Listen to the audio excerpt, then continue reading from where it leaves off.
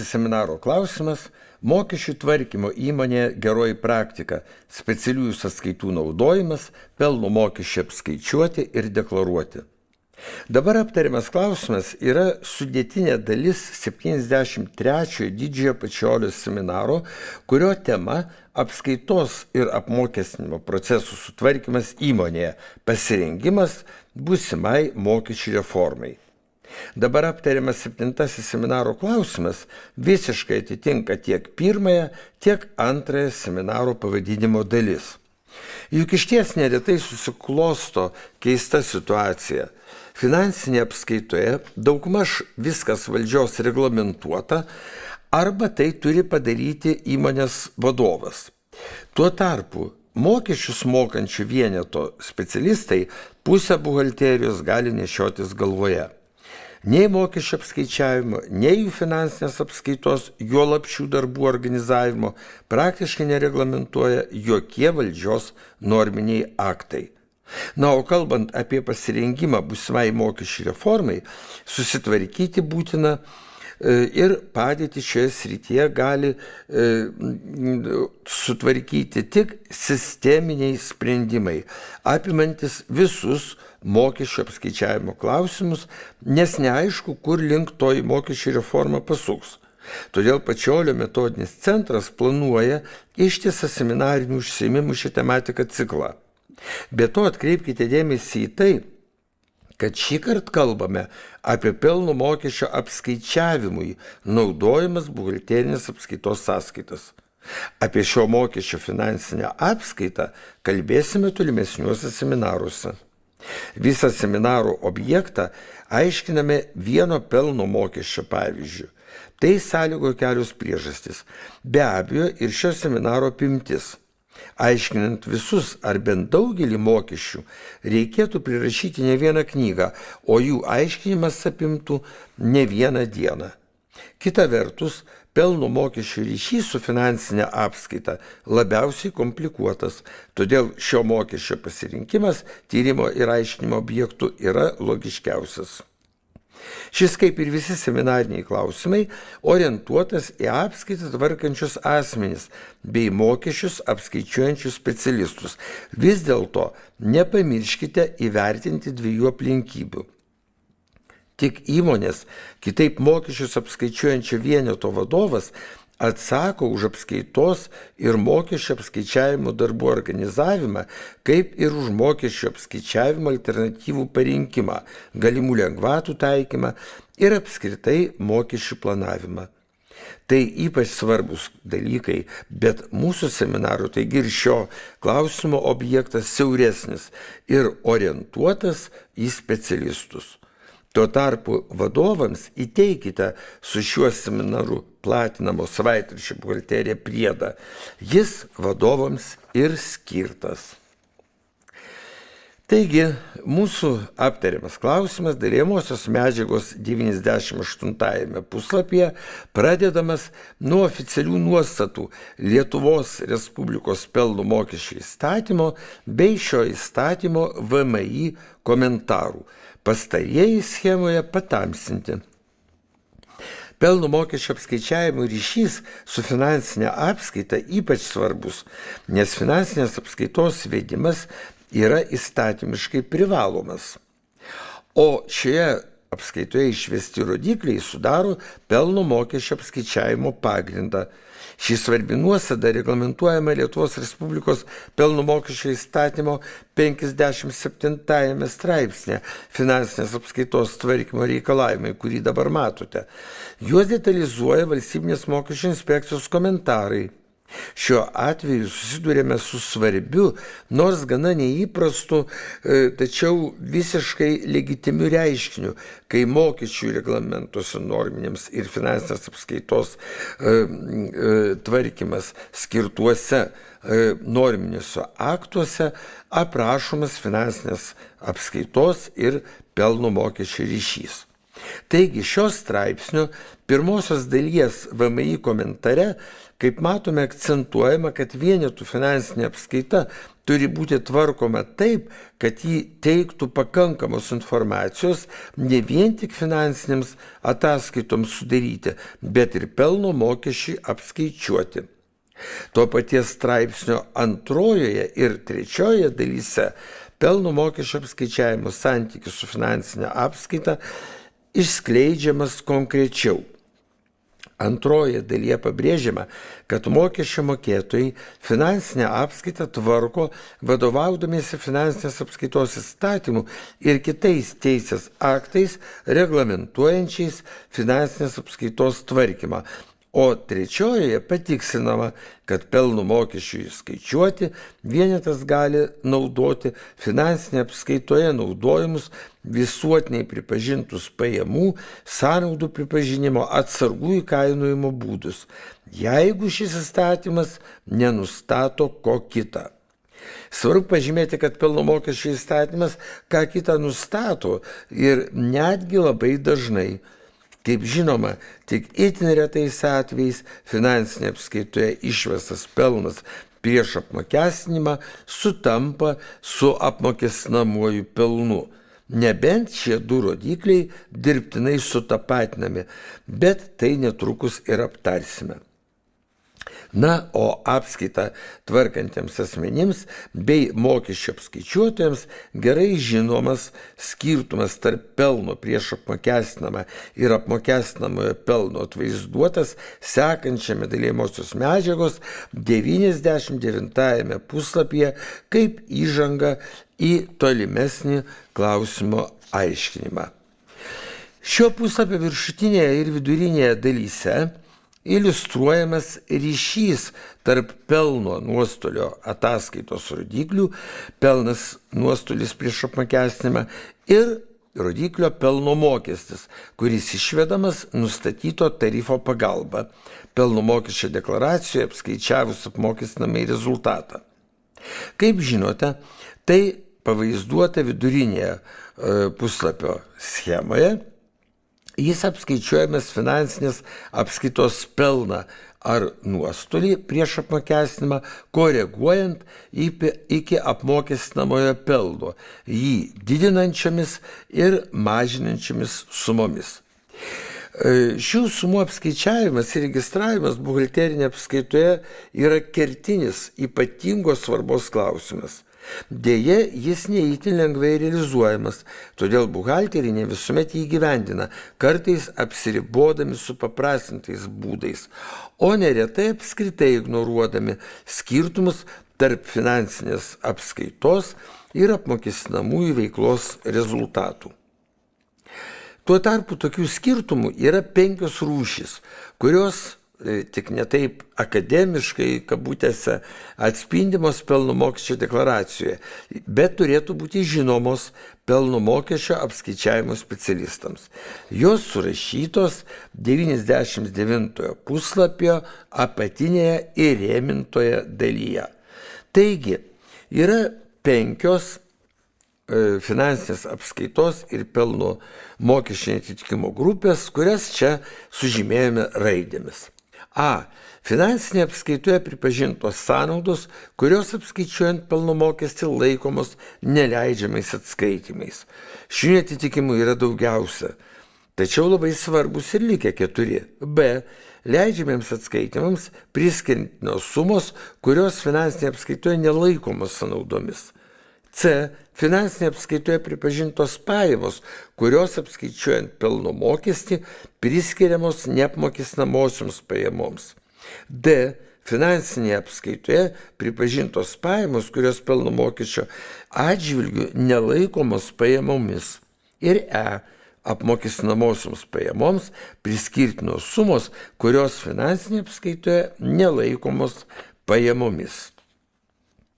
Visi šie skirtumai be abejo turėtų būti atspindėti apskaičiuojant tiek finansinės apskaitos, tiek ir apmokestinamojo rezultato rodiklius. Juk esmė ta, kad tikra ir teisinga apskaita vedama remintis apskaitos standartais. Tuo tarpu apmokestinamieji rezultatai išvedami vadovaujantis reglamentų leidėjų politiniais sprendimais arba kokiais nors kitais, kartais dėja net asmeniais išskaičiavimais. Toliau aptarsime, kaip galima atspindėti mokestinius klausimus. Tai galima daryti įvairiai, bet svarbiausia, kad kokiais nors būdais šie dalykai apskritai būtų įmonė atspindimi.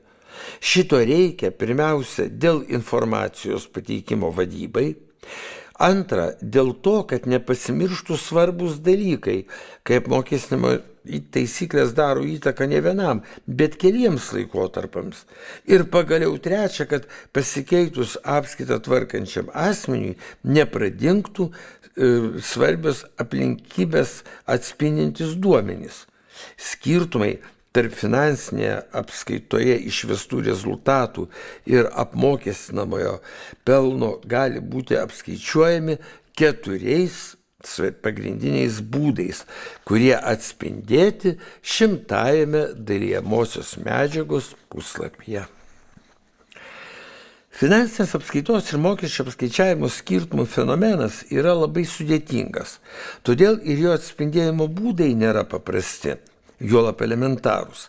99-ame puslapyje susipažinome su finansinės apskaitos ir mokesčių netitikimų grupėmis. Tačiau sutinkame ne tik įvairius netitikimus, bet ir skirtingus jų apskaičiavimo atspindėjimo būdus. Jų yra daug. 100-ame puslapyje pateikėme suskirstytus į 4 pagrindinės grupės, kurių kiekviena savo ruožtu gali būti realizuojama kartais įvairiai, o 4 apskritai apima tokių būdų įvairovę. Taigi 100-ame dalijamosios medžiagos puslapyje apžvelkime visas 4 šių skirtumų atspindėjimo grupės, o vėliau kiekvieną iš jų aptarsime detaliai.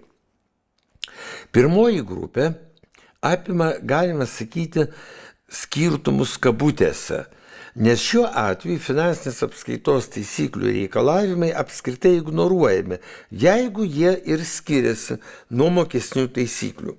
Kitaip sakant, vedama vieninga finansinė ir mokestinė apskaita. Tai reiškia, kad apskaita vedama pagal mokesčio apskaičiavimo reglamentų reikalavimus, nes pastarųjų, suprantama, ignoruoti negali ne vienas mokesčių mokėtojas. Todėl galima sakyti, kad šiuo atveju finansinės apskaitos ir atskaitomybės taisyklės aukojamos vardan apmokestinimo reikalavimų ir apskaitą tvarkančių asmenų darbo palengvinimo. Tokiu atveju pelno mokesčio deklaracijoje skirtumai tarp pelno nuostolio prieš apmokestinimą ir apmokestinamojo rezultato apskritai nefiksuojami. Tai suprantama, kadangi šie skirtumai neregistruojami ir apskaitoje. Šitokį iš pirmo žvilgsnio neracionalų būdą dėl taupymo sumetimų taiko daugelis, gal net ir dauguma įmonių.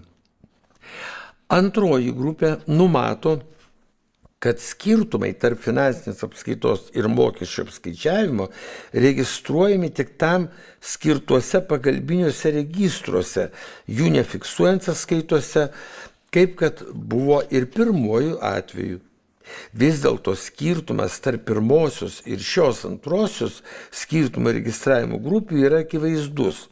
Šiuo atveju finansinė apskaita vedama ne pagal mokesčių taisyklės, bet vadovaujantis verslo apskaitos, atitinkamai Lietuvos finansinės atskaitomybės arba tarptautinės finansinės atskaitomybės standartais.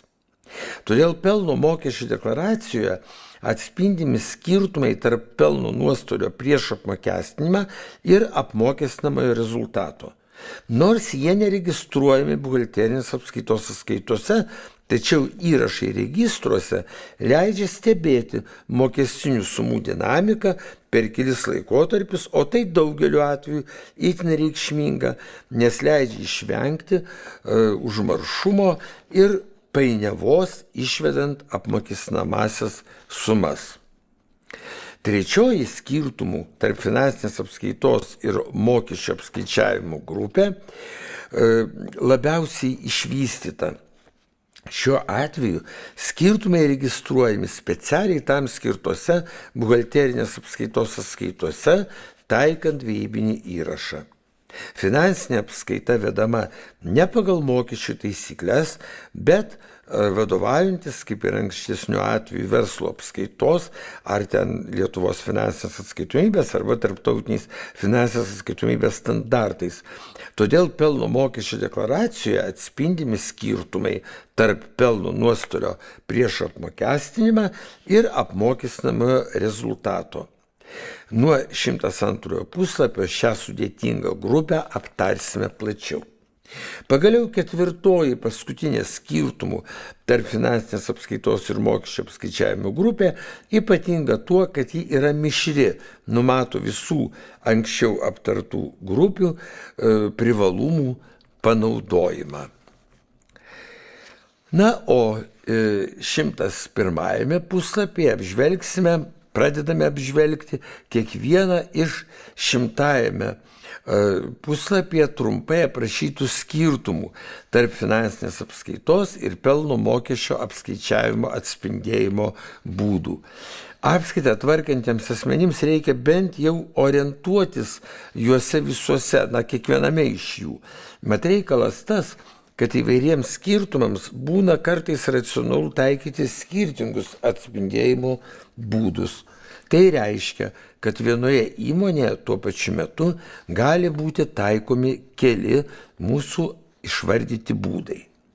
Kaip jau susipažinote, 101 puslapyje aprašoma pirmojo būdo esmė yra ta, kad finansinė buhalterinė apskaita vedama pagal mokesčių apskaičiavimo reglamentų reikalavimus. Pelno mokesčio deklaracijoje skirtumai tarp pelno nuostolio prieš apmokestinimą ir apmokestinamo rezultato nefiksuojami, nes jie neregistruojami ir apskaitoje, tarsi jų ir neturėtų būti. Kaip ir daugelis visų reiškinių, šiai metodikai būdingos kai kurios teigiamos ir tam tikros neigiamos savybės, per kurias galima giliau pažinti šį fenomeną. Šio būdo svarbiausios teigiamos savybės yra tokios.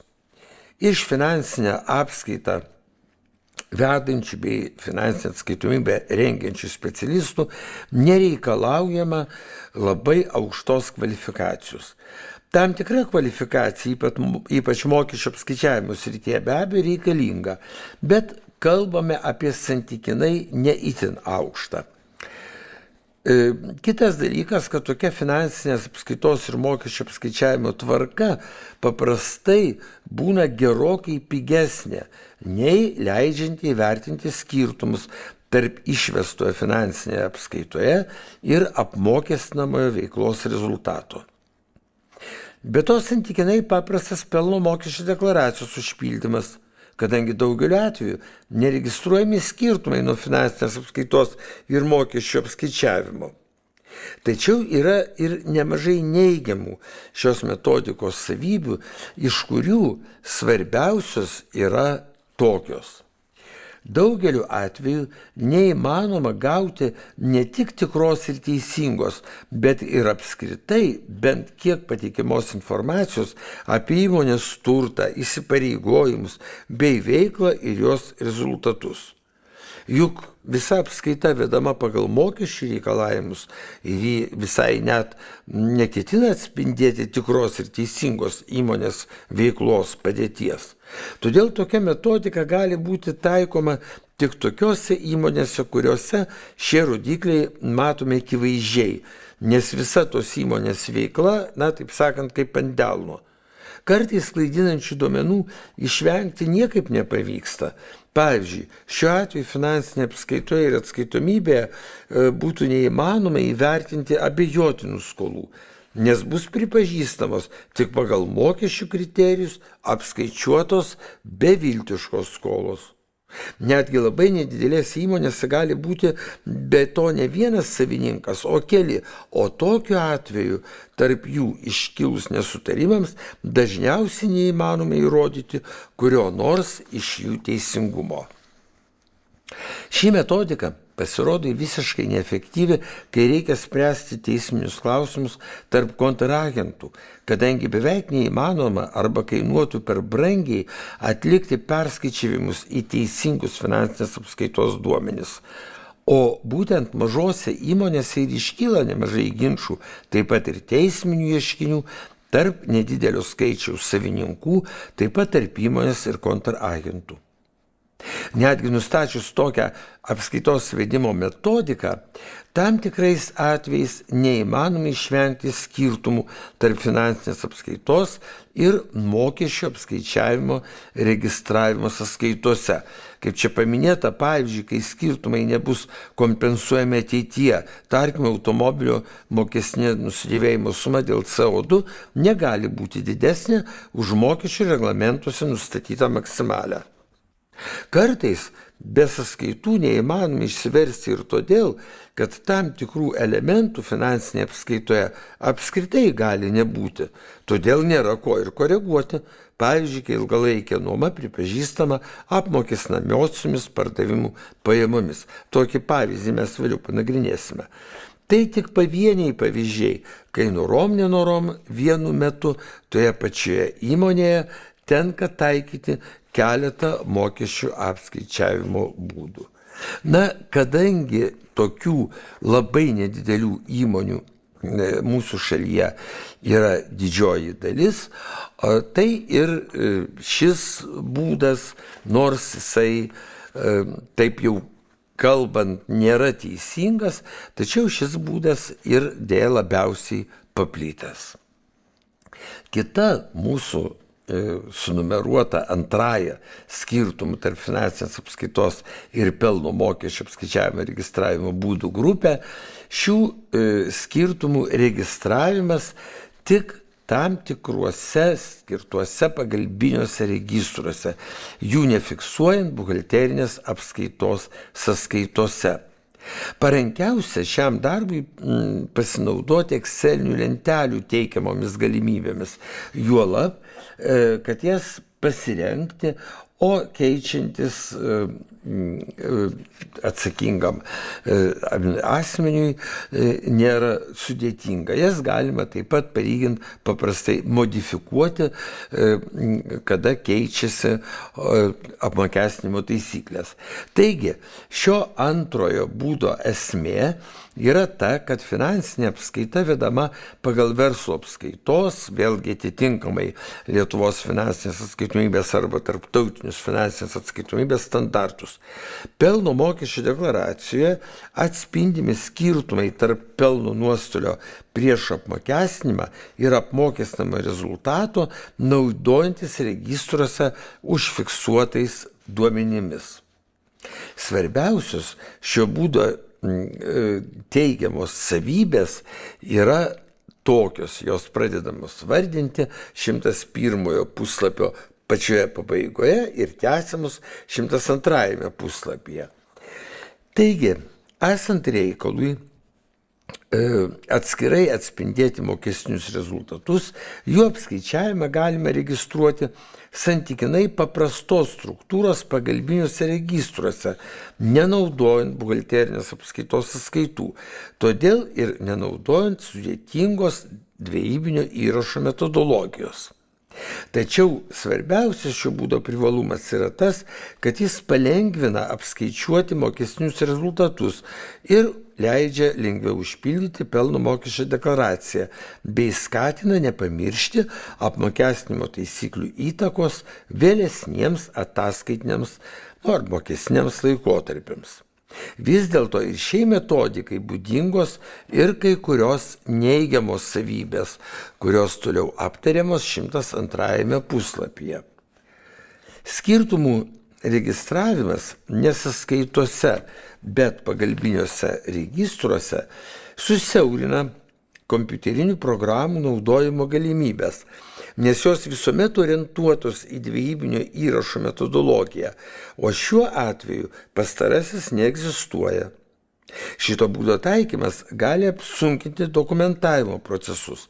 registravimas sąskaitose ne tik finansinė apskaitai, bet ir mokesčiams apskaičiuoti visuomet turi būti grindžiamas fiksavimu pirminiuose dokumentuose. Juk tai nurodyta vienareikšmiškai pelno mokesčio įstatymo 57 straipsnio 1 dalies valstybinės mokesčių inspekcijos komentare, kurį citavome 98 puslapyje.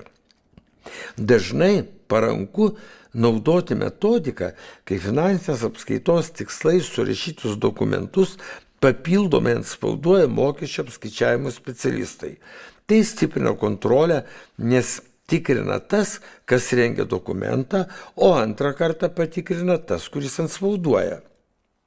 Šį procesą gerokai komplikuotų mokesčiams apskaičiuoti sąskaitų nebuvimas, nes sudėtingiau parengti ir realizuoti dokumentų parengimo ir jų judėjimo įmonėje tvarką.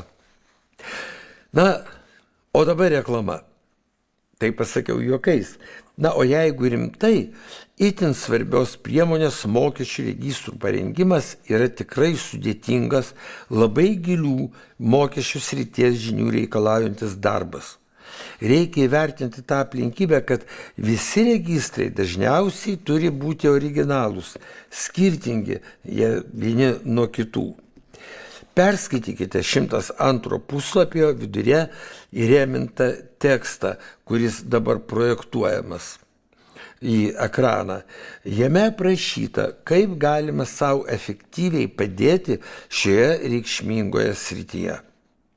Taigi, kaip parengti savo įmonei tinkamus pagalbinius mokesčio apskaičiavimo registrus?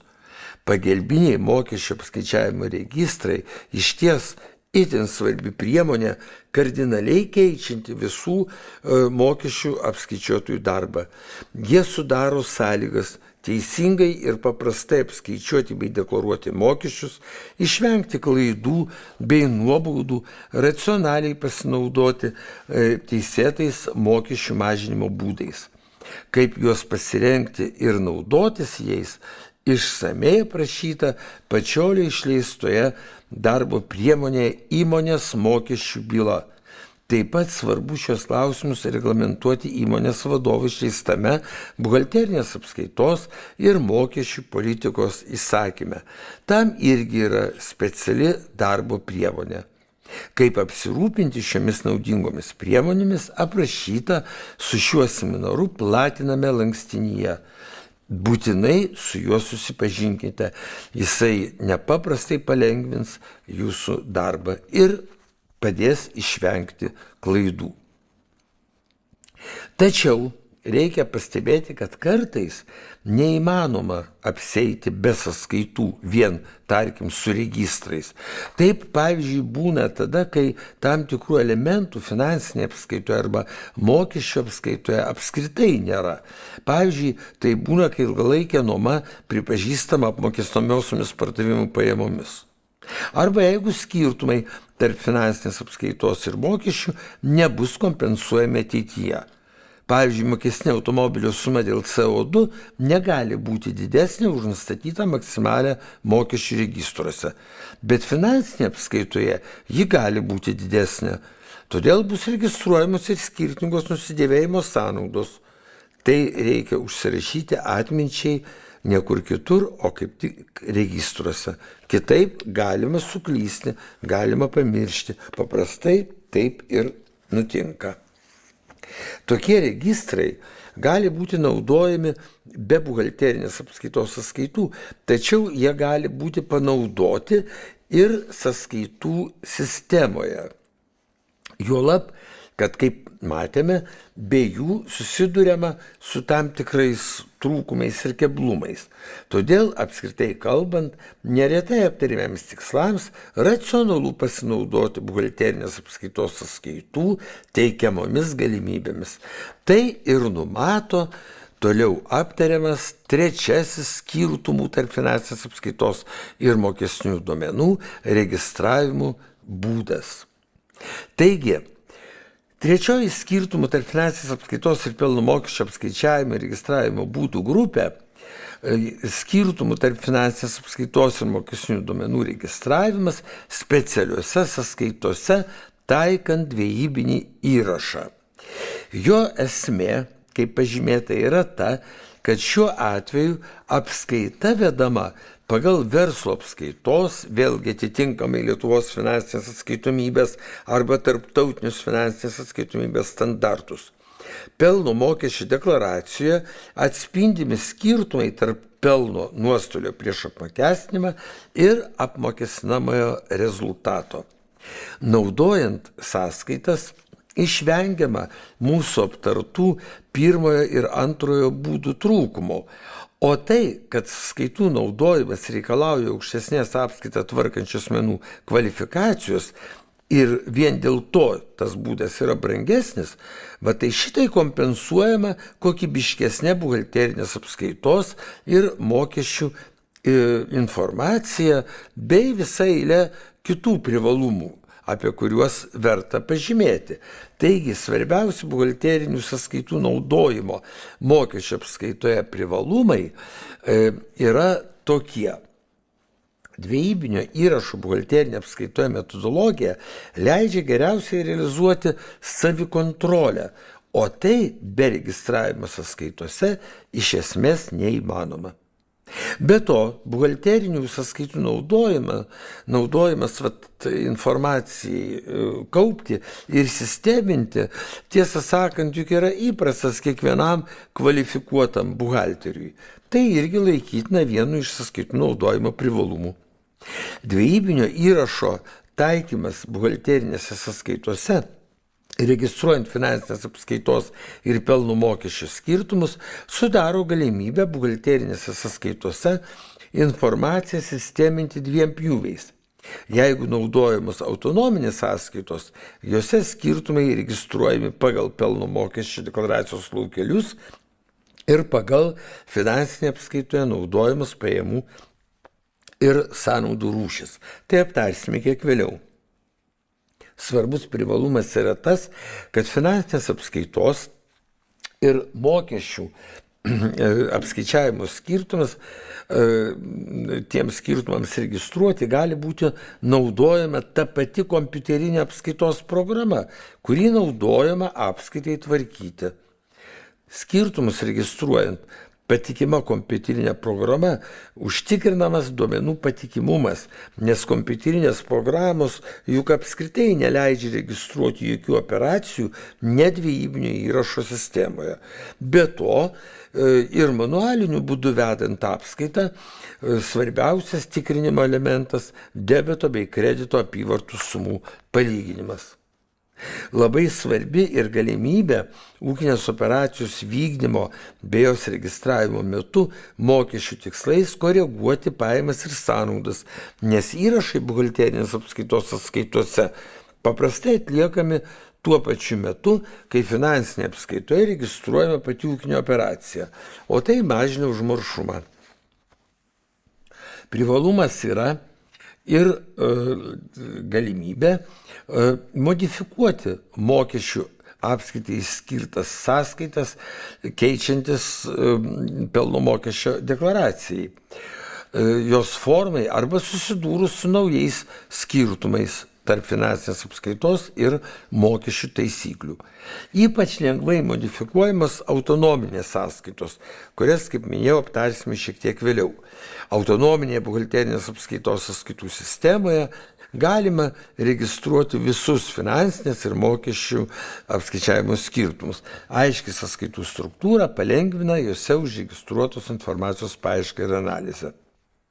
Be kita ko, reikia akcentuoti ir tai, kad buhalterinių sąskaitų sistema visiškai tiksliai atitinka mokesčių administratoriaus reikalavimus keliamus mokesčių apskaitai. Pelno mokesčiui apskaičiuoti ir pelno mokesčio deklaracijai pildyti gali būti naudojamos sisteminės reguliuojančiosios, tai yra papildančios arba kontrarinės, bei autonominės sąskaitos. Jos atspindėtos 103 puslapio apačioje esančioje schemoje. Jas mes toliau ir aptarsime, pradėdami nuo papildančių sąskaitų būdo naudojimo, jo esmės teigiamų bei neigiamų savybių. Taigi, šio būdo esmė yra ta, kad tam tikros finansinės apskaitos sąnaudų ir pajamų sąskaitos detalizuojamos papildomai įtraukiant sąskaitas, kuriuose atsižvelgiant į apmokestinimo taisyklės registruojamos tam tikros sumos. Tokios papildančios sąskaitos paprastai naudojamos apskaitant vienos rūšies finansinės apskaitos ir pelno mokesčio apskaičiavimo netitikimus. Finansinėje apskaitoje pripažintų sąnaudų priskirimui neleidžiamiems atskaitimams arba neapmokestinamosioms pajamoms registruoti. Jeigu jos skirtos sąnaudų pripažinimui neleidžiamais atskaitimais apskaityti, tai šios sąskaitos visuomet įtraukiamos tik į sisteminio sąskaitų plano 6 sąnaudų klasę. Gali būti pasirinktas variantas, kai traukiama tik viena tokio pobūdžio sąskaita skirta visoms neleidžiamų atskaitimų sumoms apskaityti. Žemiau mūsų pateiktoje sąskaitų plano ištraukoje tokia sąskaita yra sąskaita numeris 639. Arba tokio pobūdžio sąskaitos gali būti įtraukiamas į kiekvieną sąnaudų sąskaitų grupę. Po vieną sąskaitą visai sąskaitų grupiai. Tai iliustruojama sąskaitų plano ištrauka pateikta 104 puslapyje. Peržvelkite ją. Galimų pavojų yra slypinčių taikant šį būdą. Mes iliustruosime tokius pavojus sąskaitos numeris 63122 reprezentacinės sąnaudos pavyzdžių. Šiuo atveju, naudojant apibendrintą sąskaitą neleidžiamų atskaitimų grupiai, mūsų atveju sąskaita numeris 639 neleidžiamiems atskaitimams priskirtinos bendrosios ir administracinės sąnaudos, sąskaitoje numeris 63122 liktų tik reprezentacinių sąnaudų priskiriamų leidžiamiems atskaitimams dalins. Tai iškraipytų finansinės apskaitos duomenis. Dar didesni iškraipimai susidarytų, jeigu vieną sąskaitą naudotumėm visiems neleidžiamiems atskaitimams. Todėl racionaliau kiekvieną tam tikrų sąnaudų, arba atitinkamai pajamų sąskaitą, skaidyti ją detalizuojant į 2 subsąskaitas, iš kurių vienoje registruojama sąnaudų suma priskiriama leidžiamiems atskaitimams, o kitoje sąskaitoje, suma, kuri priskirtina neleidžiamiems atskaitimams. Tai iliustruojama 105 puslapyje, jo viduryje pateiktame pavyzdyje. Tarkime, kad įmonė surengė reprezentacinį renginį, kuriame išleido 400 eurų. Ir šios išlaidos finansinėje apskaitoje traktuojamos be abejo kaip reprezentacinės sąnaudos. O laikantis pelno mokesčio įstatymo reikalavimų, pusė šių sąnaudų, kaip žinome, priskiriama leidžiamiems atskaitimams, o likusi dalis 50% laikoma neleidžiamais atskaitimais. Laikantis aprašytos taisyklės turėtų būti atlikti tokie įrašai buhalterinės apskaitos sąskaitose. Debetas sąskaita 631221 leidžiamiems atskaitimams priskirtinos reprezentacinės sąnaudos 200 eurų. Debetas sąskaita 63122 neleidžiamiems atskaitimams priskirtinos reprezentacinės sąnaudos irgi 200 eurų, pusė jų. Ir kredituojama, pavyzdžiui, sąskaita numeris 449, kitos mokėtinos sumos ir trumpalaikiai įsipareigojimai. Bet tai jau suprantama ir kita istorija.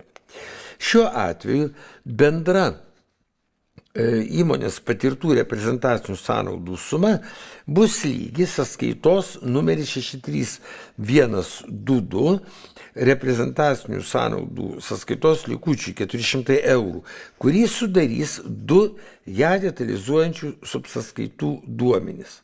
Rengiant pelno mokesčio deklaraciją, apmokestinamąjį rezultatą reikės padidinti sąskaitos 63122 neleidžiamiems atskaitimams priskirtinų reprezentacinių sąnaudų sąskaitoje užregistruotą neleidžiamų atskaitimų sumą. Na ir tame pačiame puslapyje išvardytos papildančių sąskaitų būdo teigiamos savybės. Jų išties palyginus su anksčiau aptartais yra daug ir jie yra esminiai. Taigi, pirmiausia, tai yra paprasčiausias būdas minėtiems netitikimams sąskaitose registruoti. Nors reikia turėti omenyje, kad jeigu netitikimų yra daug ir įvairių, tenka detalizuoti nemažai sąskaitų. Todėl didėja klaidų rizika, kad kurį nors neleidžiamiems atskaitimams apskaityti skirta sąskaita liks neperžiūrėta, sudarant pelno mokesčio deklaraciją ir bus apskaičiuotas klaidingas apmokestinamo pelno rodiklis. Kita teigiama savybė yra ta, kad duomenys apie sąnaudas priskirtas neleidžiamiems atskaitimams kaupiami pačiose sąnaudų sąskaitose, jas detalizuojant. Todėl sąnaudos išlieka teisingai suklasifikuotos ir pelno nuostolių ataskaitos parengimas netampa sudėtingas. Minėtiems tikslams sąskaitas galima detalizuoti palaipsniui, kai tik atsiranda poreikis.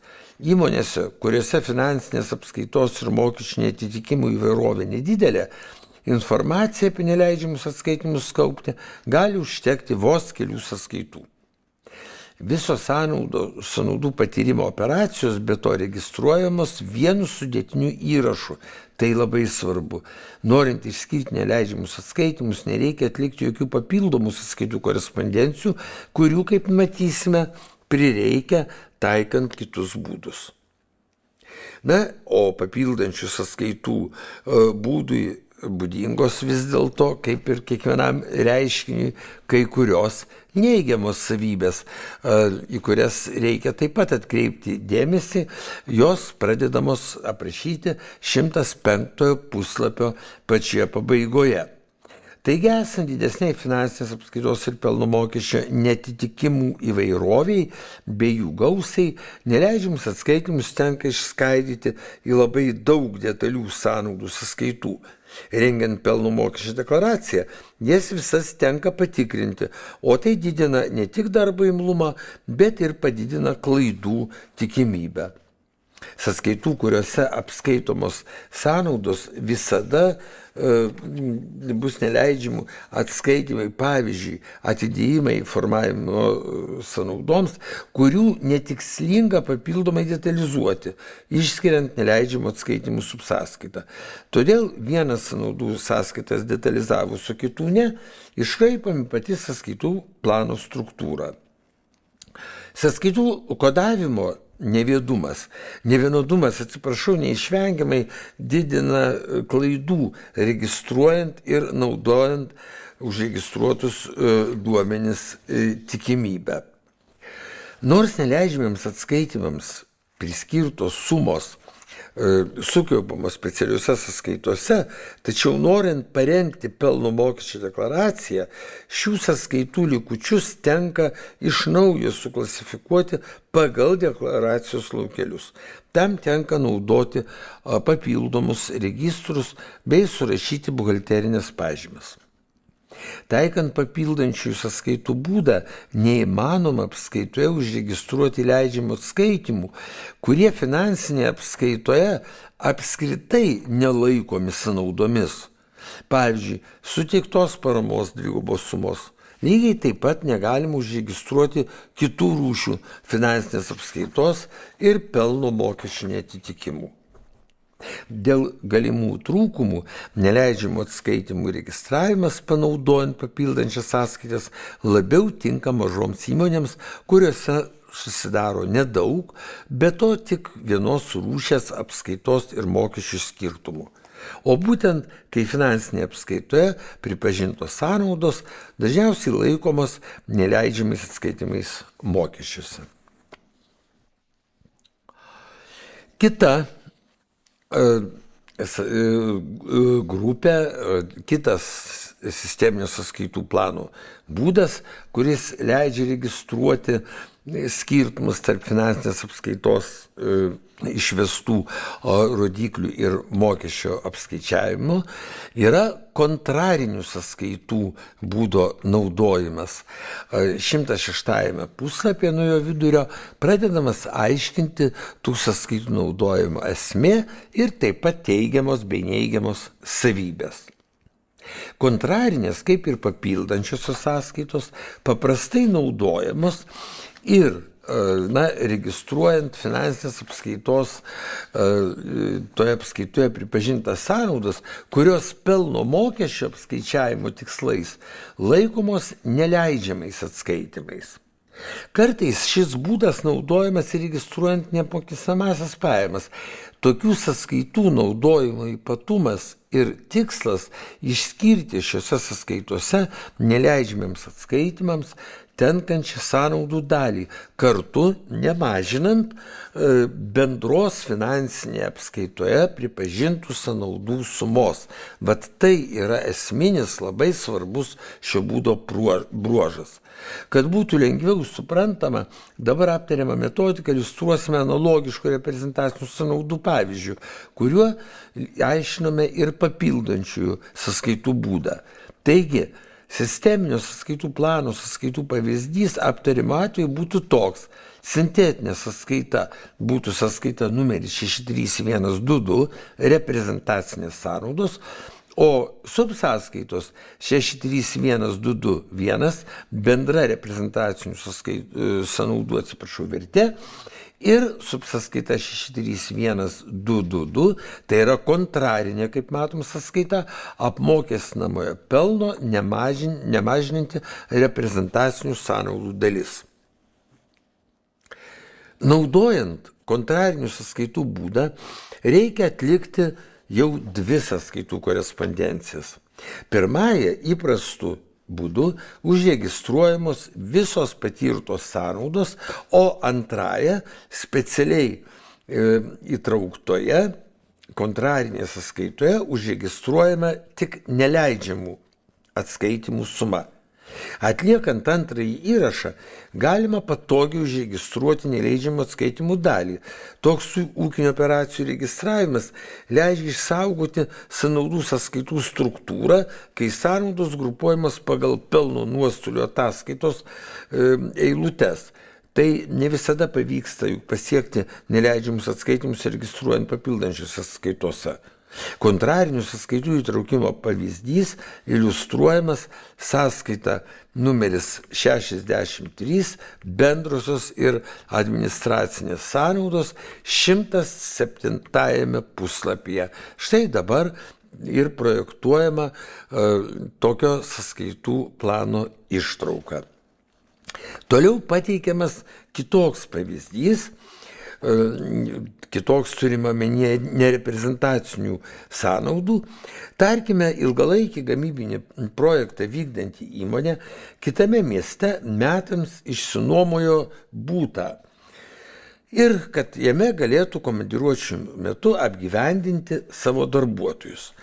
Susiklostė situacija, kad 4 mėnesius darbuotojai nebuvo siunčiami į komandiruotės į tą miestą, nors visą šį laiką būtas buvo išsinuomotas ir buvo mokamas nuomos mokestis.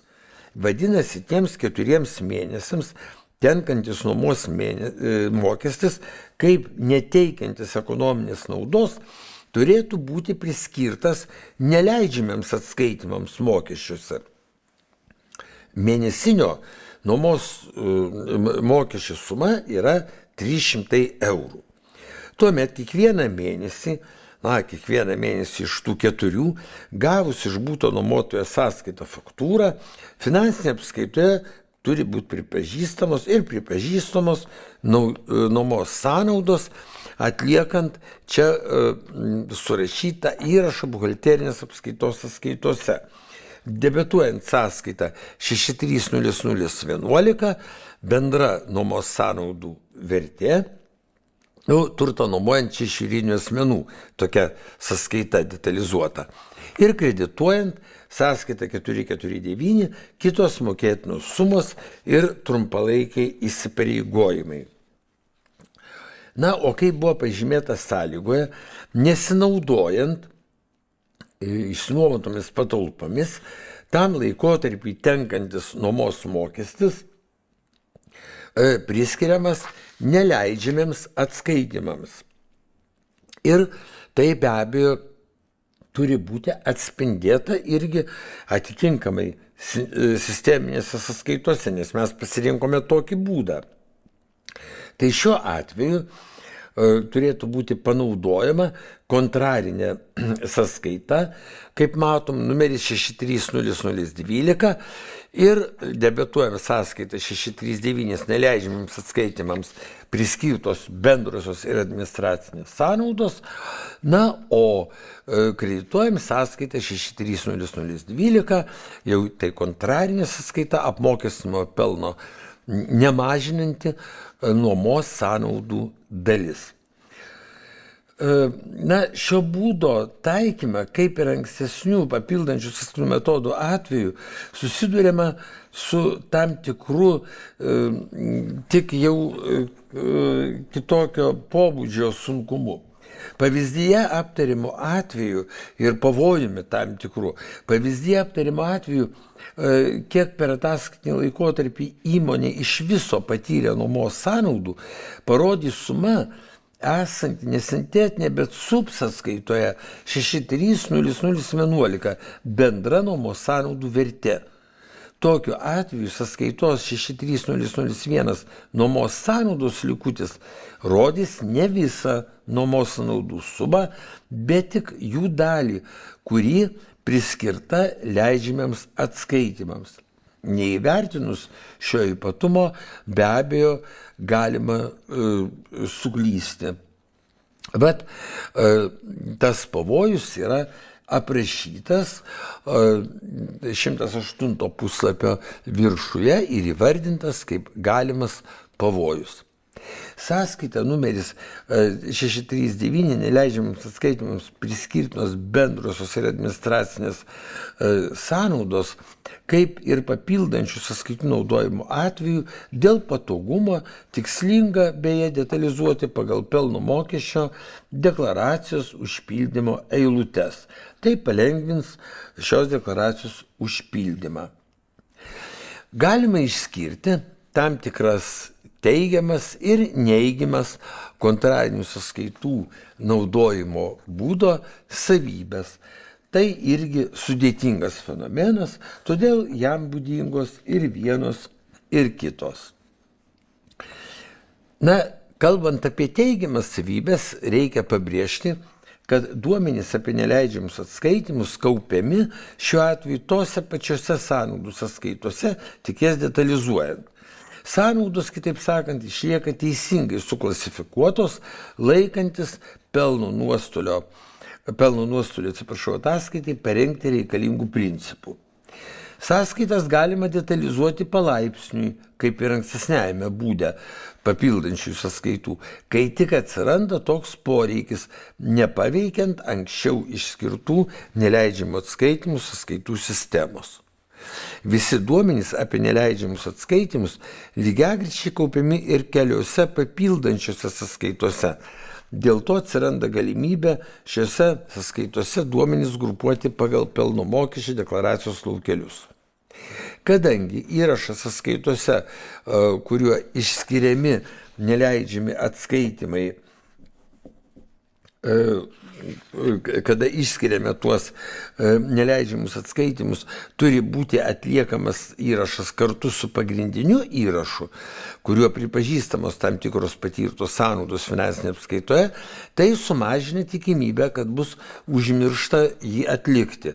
Be to mažėja ir klaidų padarimo tikimybė. Reikia pažymėti ir kai kurias kontrarinių sąskaitų naudojimo būdo neigiamas savybės, kurios išvardintos apatinėje šio puslapio dalyje. Taigi, sąnaudų sąskaitose dėl kontrarinių sąskaitų naudojimo neigiamas savybės yra tokios, kad gali būti iškraipomi duomenys apie patirtų sąnaudų sumas sintetinėse sąskaitose. Neleidžiamiems atskaitimams beskirtinos sumos registruojamos dvigubų įrašų. Vienu registruojama bendra sąnaudų suma, o kitu išskiriami neleidžiami atskaitimai. O tai yra ne tik papildomas darbas, bet ir papildoma klaidų tikimybė. Taikant šį būdą, neįmanoma apskaitoje užregistruoti leidžiamų atskaitimų, kurie finansinėje apskaitoje nelaikomi sąnaudomis apskritai. Pavyzdžiui, dvigubos suteiktos paramos sumos. Lygiai taip pat negalima užregistruoti ir kitų rūšių finansinės apskaitos bei pelno mokesčių neatitikimų. Apibendrinant, galima pasakyti, kad neleidžiamų atskaitimų registravimas, panaudojant kontrarinės sąskaitas, tinka iš esmės nedidelėms įmonėms, kuriuose susidaro tik vienos ar kelių rūšių apskaitos ir mokesčių skirtumai, kai finansinėje apskaitoje pripažintos sąnaudos laikomas neleidžiamais atskaitimais. Šis būdas, vertinant jį iš galimos kaupti mokesčių tikslais informacijos patogumo, turi daugiau privalumų nei papildančių sąskaitų naudojimo būdas. Todėl, kad šiuo atveju yra galimybė neleidžiamus atskaitimus detalizuoti pagal pelno mokesčio deklaracijos laukelius. Štai, kolegos, mes ir aptarėme svarbiausius būdus, kurie leidžia registruoti neatitikimus tarp finansinės apskaitos ir mokesčių apskaičiavimų. Na ir šie pas mus išskirti du būdai, tiksliau dvi tų būdų grupės, yra be abejo labiausiai paplitusios. Tačiau vis dėlto jos turėjo ne tik teigiamų savybių, bet ir kai kurių neigiamų. Na, o labiausiai išvystytas yra autonominių sąskaitų būdas, kurio naudojimo esmė yra aprašyta 109 ir 110 puslapyje.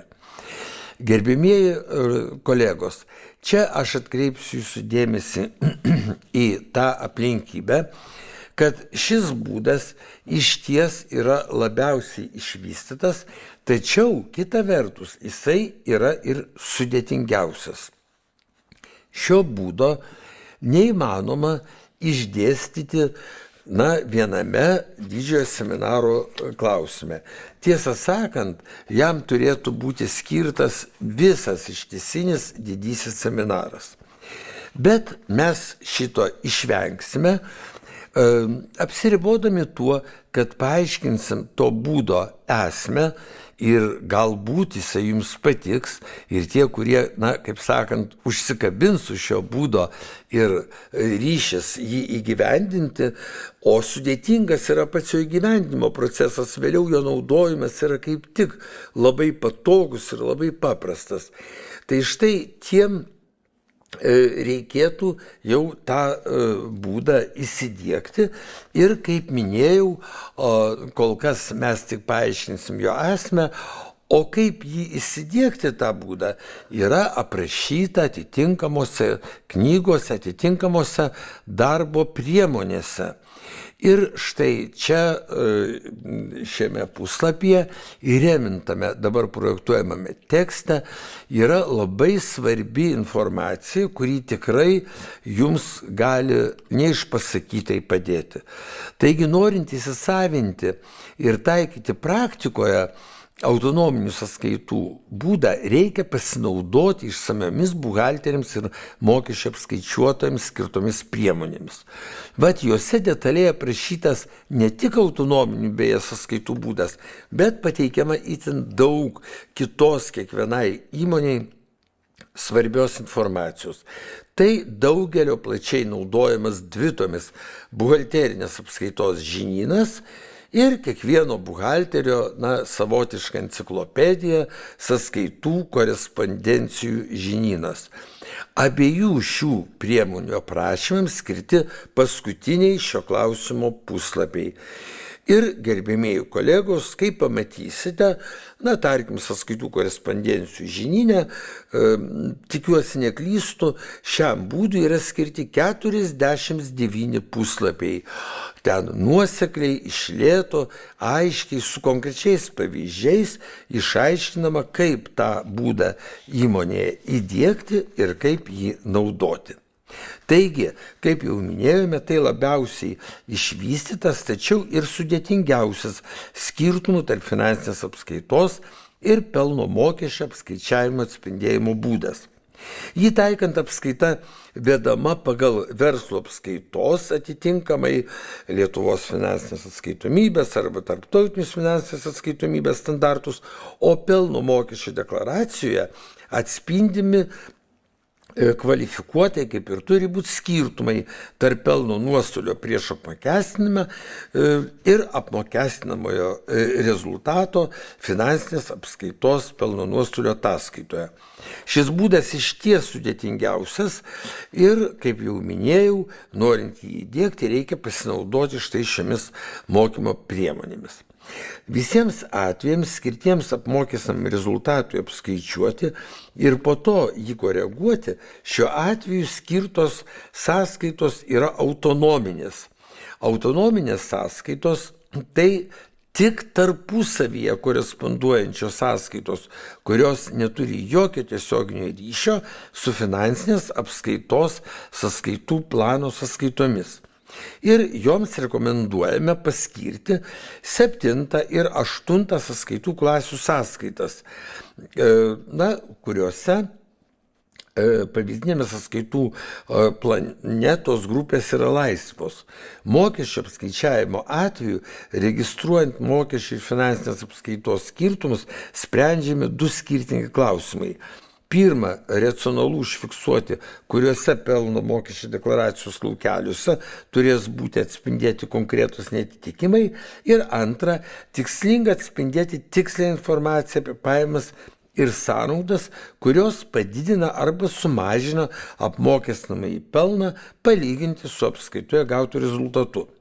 Vat tuo ir grindžiamas dvejybinis įrašas, naudojamas registruojant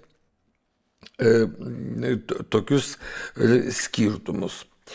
Be to, svarbu pažymėti, kad autonominėse sąskaitose galima apskaityti ir finansinėje apskaitoje neregistruojamas pajamų bei sąnaudų sąskaitas. O mano minėtose mokymo priemonėse yra labai išsamei aprašyti galimi 7-8 klasės sąskaitose atspindėtos tos sąskaitos, jų nomenklatūra, surašytos sąskaitų korespondencijos, kurios iš tikrųjų aiškios bus kiekvienam buhalterinį išsilavinimą turinčiam, apskaitą tvarkančiam asmeniui. Taigi, autonominių sąskaitų naudojimo būdo teigiamas savybės pažymėsiu tam, kad suagituoti jūs naudotis šiuo pačiu geriausiu būdu. Taigi, duomenys apie apskaitos ir mokesčių skirtumus, neleidžiamus atskaitimus, neapmokestinamąsias pajamas ir kitką kaupiami autonominėse sąskaitose, negriaunant finansinės apskaitos sąskaitų plano. Pajamos ir sąnaudos finansinėje apskaitoje išlieka teisingai suklasifikuotos, todėl pelno nuostolio ataskaitos sudarymas netampa nekiek sudėtingesnis. Mokesčių apskaitai skirtas sąskaitas galima įtraukti palaipsniui, kai tik atsiranda toks poreikis, nedarant įtakos ankstesniai sąskaitų sistemai. Autonominėse sąskaitose galima užregistruoti sumas, kurių apskritai nėra finansinėje apskaitoje.